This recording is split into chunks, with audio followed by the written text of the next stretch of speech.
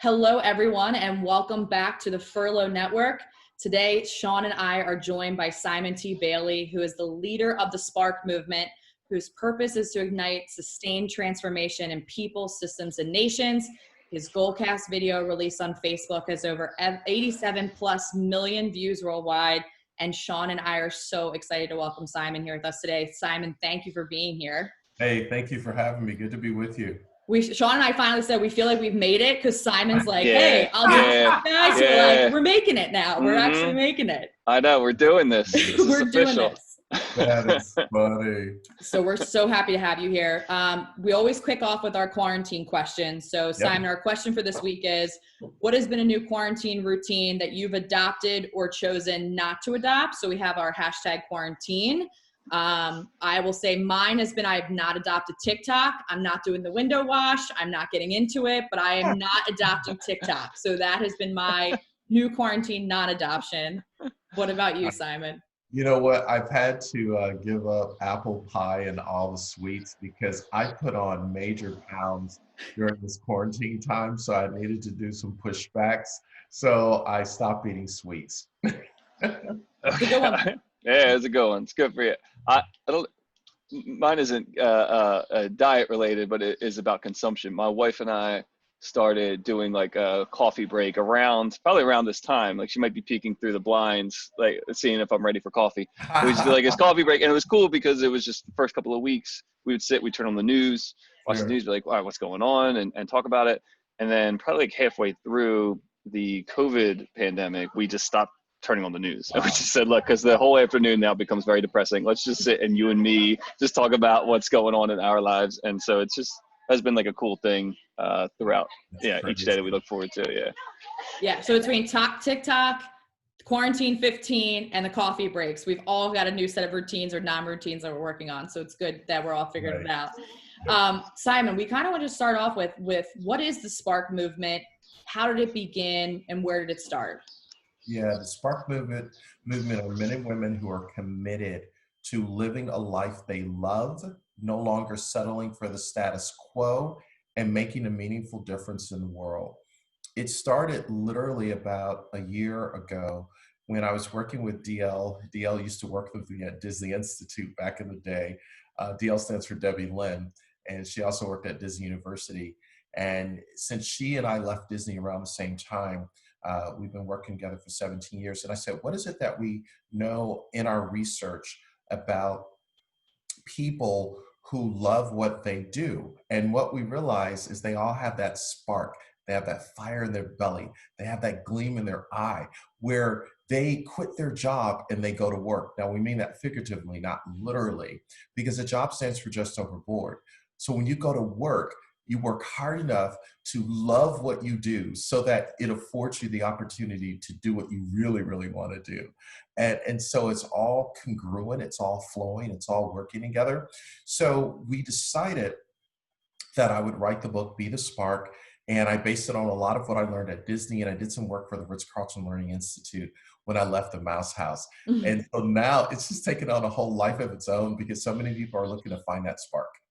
No, I love that. And Simon, I think what we're seeing a lot in our community with the furlough and those who've been laid off is they're struggling to find the spark. So where do you start? How do you find it? Or how do you reinvent it now that you're going through this uncertain time? Yeah, there are 4 questions to really start with helping you find that spark again. Question number 1, where have I been? So the where have I been question is look at your experience, your know-how. When you were working, you were in the flow. Where have you been? Document it, write it down. Second question, why are you here? Not why did mom meet dad? No, why are you here? My mentor said to me one day, the greatest tragedy in life is not death. The greatest tragedy in life is to be alive and not know why. So you got to answer the why am I here question. And then the third question is, what can I do? Dr. Krista Mirsku, who is a psychologist at Princeton University, says, when the brain is worried because of uncertainty and change, the brain slows down. When the brain slows down, it doesn't create neurogenesis, which is the process of growing neurons, which grows the brain. So the what can I do question becomes the Control-Alt-Delete question that deletes from the heart drive and the mind drive, those things that slow you down. What can I do instead of what can't I do? And it's just that shift in perspective. And then the fourth question is, where am I going? And the where am I going question really is, number one, what are my non-negotiables? What are my must-haves when I think about my next role? Number two, what type of team or leader do I want to work for that allows me to be my best self, to show up, to be full on, fully engaged, fully immersed? Number three, what does the environment or the brand stand for and represent? And does it align with my values? So the where am I going question is really that introspective question for you to do the deeper work to say, I just don't want to get a job to make money. Yes, you need to pay bills. Yes, you have, things you have to take care of, others who are depending upon you. But please, ma'am, please, sir, do yourself a favor. You owe it to yourself. This is not a dress rehearsal. You have one life to live. And if you get a do-over, can you do it even better? That's really interesting. I just wrote all those down. I'm going to ask myself those questions when we get off here, because there's a lot to unpack there. From my perspective, super selfish perspective, I'm at home. I've been at home now, 3 months, like everybody else. My son's 5, my daughter's 4. My wife is also working from home.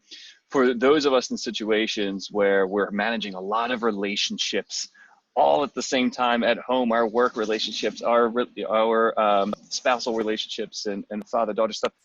How, for those of us going through all that, how do we still maintain and find that spark at home? Yeah. So first of all, you have to start with yourself. And what I mean by that is you owe it to yourself to carve out 15 minutes at the very beginning of the day. That's just your time. Get up early, step outside, go for a walk. That's your time. Allow and ask your wife to do the same for herself, where she just makes herself a priority the first 15 minutes of the day before the kids get up, before everything needs to happen during that day. Then make each other a priority. And what I mean by that is scheduling an appointment that this is our time. It could be after the kids go to bed, but that is a set time that you just sit down and you talk and you conversate. You decide where the day is going to go instead of reacting to what happens during the day. I realize you have younger kids, but I have to believe at 5 and 3, they're getting a little bit more self-managed, which means you put them down for the night. They'll probably stay down for the night if they don't pop back up, right? And so if that is true of Eric and Isabella, right, then you got to sit down with your spouse, and you got to have that time. And when I say scheduling that time, minimum 20 minutes a day, minimum 20 minutes a day, because what that 20 minutes allows you to do is to focus in on what's happening now throughout the day. Because you're going to say, well, how do we build the relationship piece? What I would encourage you to think about is find time as a husband to surprise her in the middle of the day. A handwritten note, a sticky note. Hey, I'm going to take the kids for a walk. Hey, let me do something for you. And you literally schedule that and surprise her and sweep her off her feet, because she may not ask you for it, but she really needs it. So what happens is this fills her cup. This feeds her soul. She didn't know that you were going to take the mental leap to do this. All of a sudden, when it's time to sit down and really talk and connect, because she's not worn out and tired because she's got things going on, she can be available to you. So sometimes in a relationship, you have to give away first what you want to receive. I like that. Simon, if there's a third one crawling around next year because I followed your tips, I'm going to come after you. I'm coming for you, man, because I love going right to Windermere to go after him. You're like sweeping her off her feet, surprises. I'm like, my man, this is dicey. Let's just say you won't be hurt. I love it. I love it.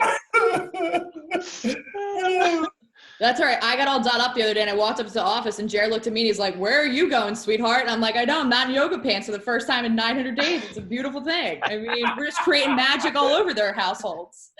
I love it. All right. Well, Simon, I have a selfish question for you now then, since Sean got to ask his. I am living in so much uncertainty right now. So I have no idea when I'm going back to work.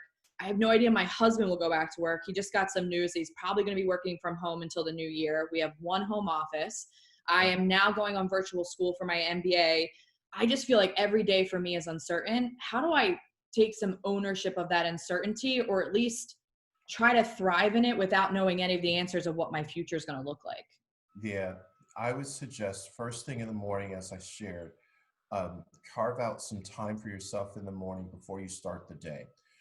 Because how you start the day determines the day. Set aside 15 minutes that either you meditate, you walk, you listen to something that inspires you and uplifts you before your day spirals and you're pulled in a million different directions. Then the next thing is I would look for ways for you and your husband to really partner on how do we do this that works best for each other.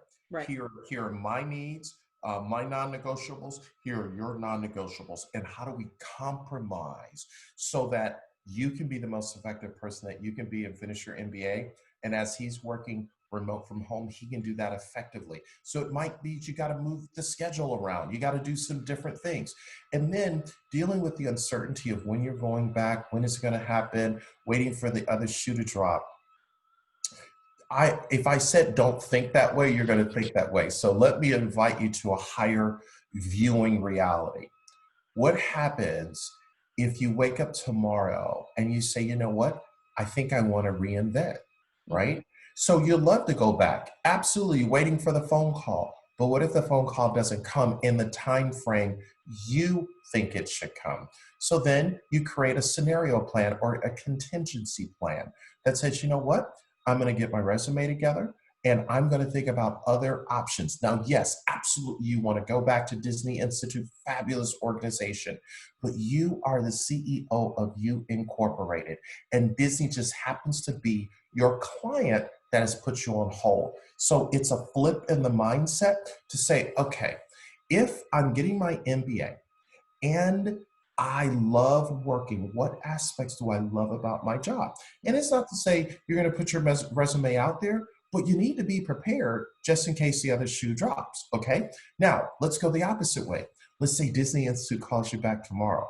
How are you going to go back differently? How are you going to go back better? How are you going to add value? What are you going to do that you didn't do pre-COVID that you can do post-COVID? So it's literally allowing certainty to come, because where the uncertainty happens is, I don't know, but you're the CEO, you have control. So you decide the way it's going to be, and instead of just letting things just kind of float around.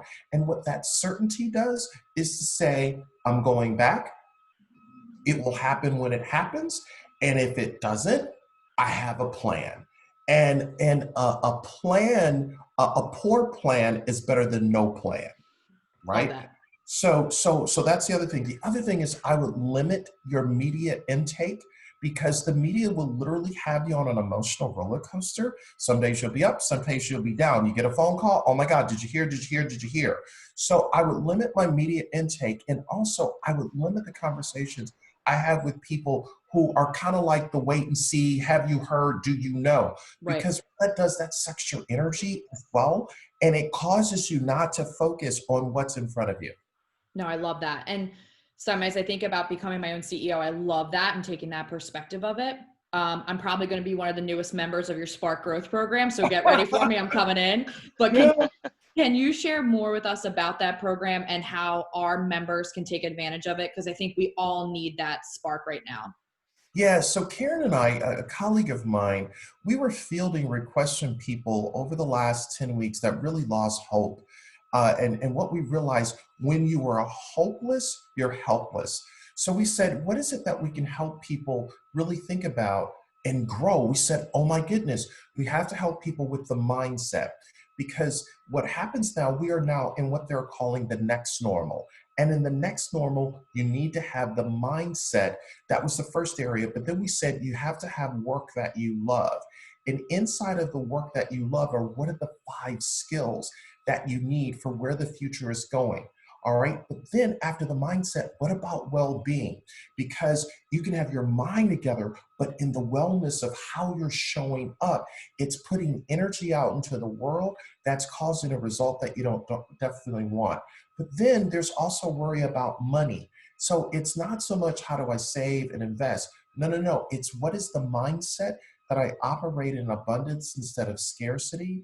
And then how do we look at our relationships? Because everything that I've learned since leaving Disney, it is all about relationships. So we're going to look at relationships, the relationships you have with your family members, with your spouse, with your friends, but also the business relationships.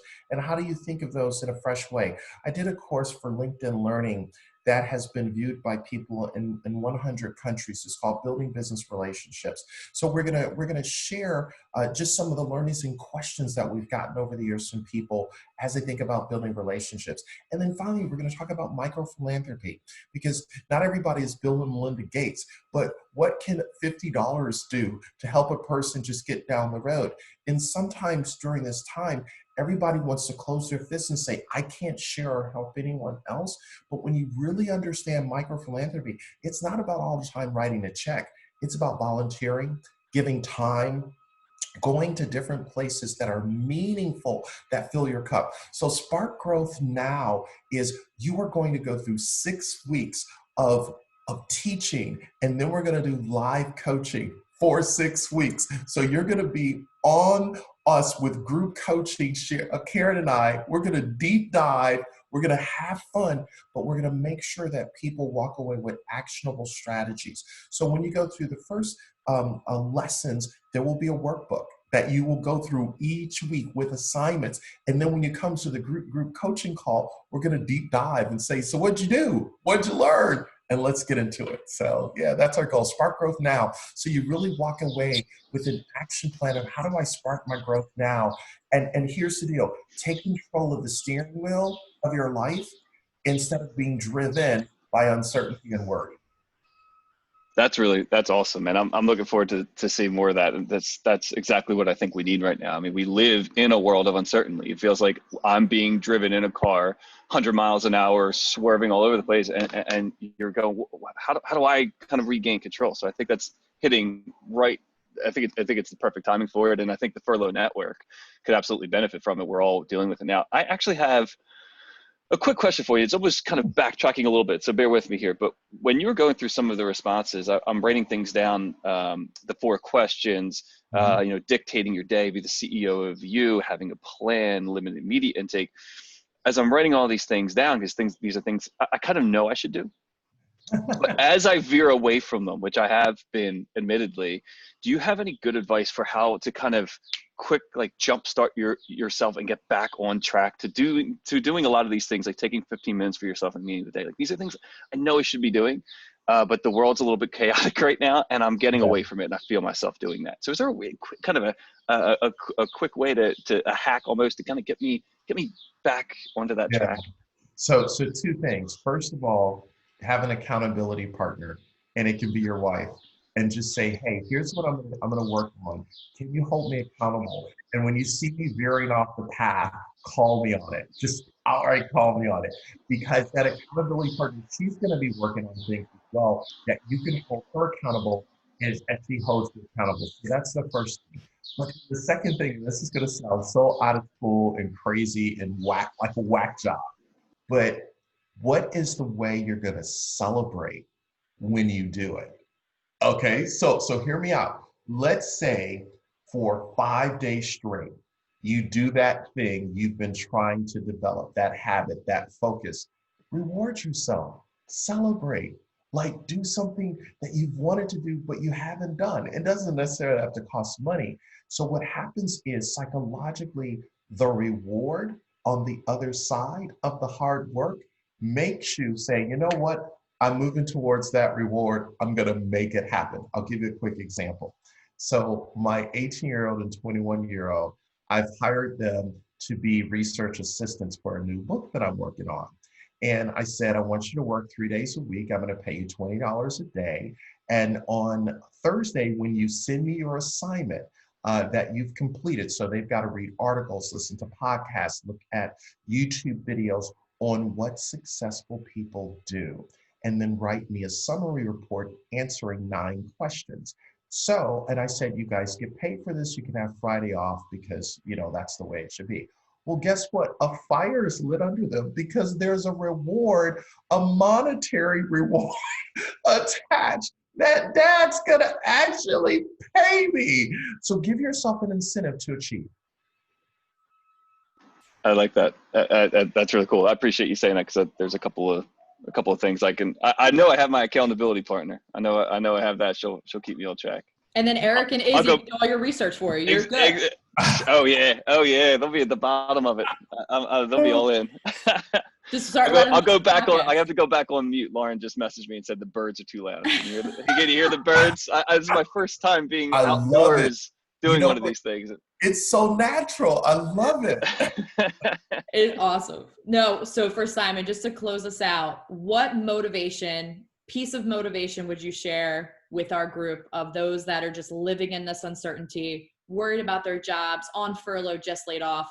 What closing motivation would you leave us with? I would say, and I'll tell you this in the form of a story, if you can indulge me for a second. So in 1999, Disney sent me to Paris to design a leadership program for 1,000 leaders out of Barclays Bank out of London. I had just joined Disney Institute. And I'm there on stage, and I said, remember who you are. You are more than what you have become. Literally just have this moment, right? And people came up to me. They're like, oh my God, we got goosebumps. And it's not from the air conditioning. Who are you? What's your story? What's your deal? And what I remembered about that moment that literally shaped me and shaped the rest of my journey at Disney before I left is a job is what you're paid to do, but release your brilliance is what you're made to do. And how do I begin to look at my brilliance and release it no matter where I am right now and take control of the future instead of letting others and uncertainty take control? No longer let the backseat passengers of stress and worry slow down your brain. You decide what the future is going to look like. And the moment you do, you release your brilliance. And when you go back, if and when you go back, you go with the new, fresh attitude that I don't own a job, I own my career, and I am the CEO of Me Incorporated. I love it. So I'm ready to go run through a brick wall right now. I am the CEO of Me, and you're going to see all this brilliance shining right now because I'm feeling so good. So I'm lifting the table. I'm just like curling the table. I can't even notice. I have so much energy right now. But Simon, I think this is exactly what we all need to hear right now. It has been a long 3 months, and we're not sure how much longer it's going to go. And I just think releasing all of our brilliance and the amazing community we've built in the Furlough Network, we just want to thank you for taking the time out of your crazy busy schedule to be with us. And like Sean, I said, we finally made it, Simon, because we have you here. So thank you. Oh my goodness. Thank you for doing this. Wow. Thank you. Thank you so much, Simon. Appreciate it. Thank you so much.